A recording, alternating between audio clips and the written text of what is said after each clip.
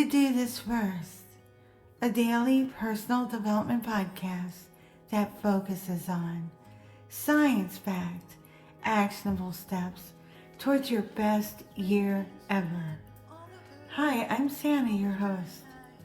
Today, we're finalizing our Great American Novel series with one of the greatest American novels of all time, and many feel that this is the greatest American novel of all time. I'm talking about Moby Dick. It is almost always among the faves when we're talking to literary critics, scholars, and readers. It was published in 1851 and written by Herman Melville. Moby Dick, or The Whale, is a classic of American literature and a profound adventure novel. Here's an overview of the plot. Firstly, the novel is narrated by a sailor named Ishmael. Ishmael begins his journey in search of adventure and joins a whaling voyage on the ship Picard. It's commanded by Captain Ahab. Ishmael meets Queequeg, a tattooed Polynesian harpooner, and they decide to sign up for the voyage together. They board the Picard commanded by the enigmatic and extremely obsessive Captain Ahab. It becomes clear, very quickly, that Captain Ahab is singularly obsessed with hunting down Moby Dick.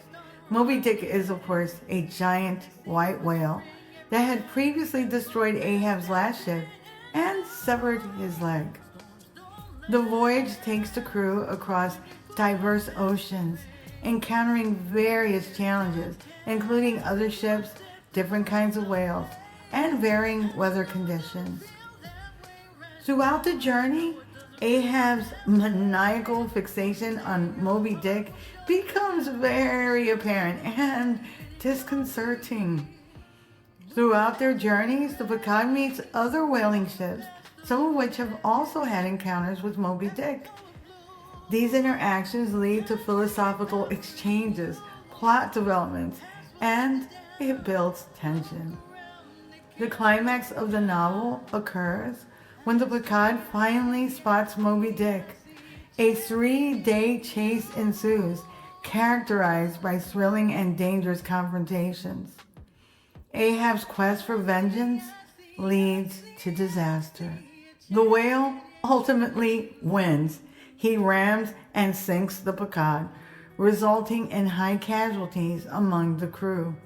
In the end, Moby Dick escapes, and Ishmael, the narrator, is left afloat on a small piece of the wreckage. Ishmael survives as the sole survivor of the tragedy, floating on what's almost like a coffin-like buoy left by Queequeg, and is eventually rescued by another ship, the Rachel. The novel Moby Dick masterfully combines adventure, detailed descriptions of whaling, and profound philosophical reflections on humanity, obsession, fate, and the natural world. Its characters and complex themes continue to make it a highly studied and enduring work in American literature. Moby Dick is not only a staple in the American literary canon, but also considered one of the greatest achievements in world literature. While the novel often portrays certain themes as perilous and detrimental, I have a different perspective. I think it can be interpreted in ways that highlight the positive potential when applied constructively. Here are some key life lessons extracted from the novel and context in which, with just a little bit of elbow grease, I do believe that some of these negative expressions might turn out positive. So firstly, Captain Ahab's obsession, which drives the story, with Moby Dick leads him into a self-destructive pursuit, consuming him and endangering his crew. Everyone loses their life except for Ishmael. It is portrayed as a negative force that emphasizes the monomania and the loss of rationality. But, when applied properly, obsession can be synonymous with unwavering focus and persistence. Leaders, innovators, and artists who are deeply passionate about their work can often break boundaries and achieve extraordinary feats, going where no one else has gone before. Thomas Edison is probably a good example of this, as his relentless experiments led to the invention of the light bulb, and Albert Einstein as well. Obsession can serve as a powerful motivator for excellence and overall success. And in the natural world, the way it's depicted in Moby Dick in some instances is essentially embodied by an unpredictable and formidable whale, Moby Dick, who's often an antagonistic and uncontrollable element leading to disaster for the Picard and her crew. Appreciating and respecting the natural world can lead to greater efforts in conservation and sustainable living. Understanding nature's power and beauty can inspire us to protect it and preserve it. Learning to live in harmony with nature can lead to more sustainable conservation efforts and agricultural practices that actually work with nature rather than against it. Ahab's courage and unwavering determination are directed toward a vengeful and destructive goal, leading to his downfall and that of his entire crew with the exception of one. Courage and determination can be extraordinarily positive when directed toward noble and just causes, such as scientific discovery or personal growth or professional success and love. Unyielding determination can inspire others and drive meaningful change. In Moby Dick, Ishmael's narrative includes extensive reflections and detailed information about the whaling industry, geography, and natural history, showing a deep quest for understanding the world around him. Curiosity at that level and a desire to learn can lead to personal growth, innovations, and a better understanding of the world. Continually pursuing self-improvement is not just for ourselves, but rather everyone that we come in contact with benefits from it. They benefit from the positive changes that we make. When we strive to better ourselves, whether through gaining knowledge, developing new skills, or improving and refining our approach to others and life, we enhance our ability to contribute meaningfully to our communities and relationships and the world.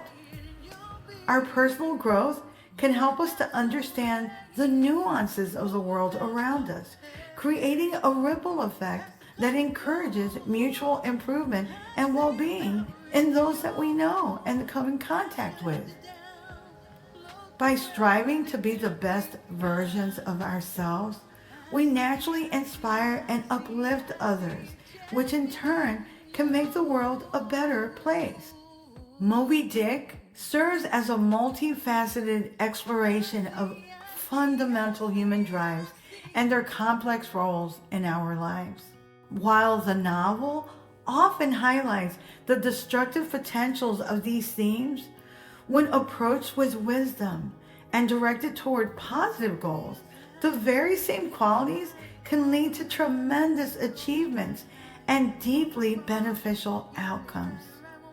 Understanding both sides of the human experience helps us uncover different perspectives and guides us in showing empathy and cultivating understanding for different points of views, ultimately harnessing for the overall good. If you like what you're hearing, don't forget to leave a review. You can also read a full transcript of this podcast episode and all of my podcast episodes on my blog, DoThisFirst.life. You can also subscribe to my YouTube channel at Do This First. I'm trying to get to 10,000 and I'm at like 5.3 or 5.4 right now, so thank you. And I'll continue to update the amount on each episode. You can also sign up for my new weekly newsletter, which will help you get your week started on a positive note. and updates on coaching, books, merch, and my public speaking engagements as they become available. Tomorrow, we're kicking off a new 10-part series on one of my favorite poets, Henry Wadsworth Longfellow. Till tomorrow. Moving past the rain.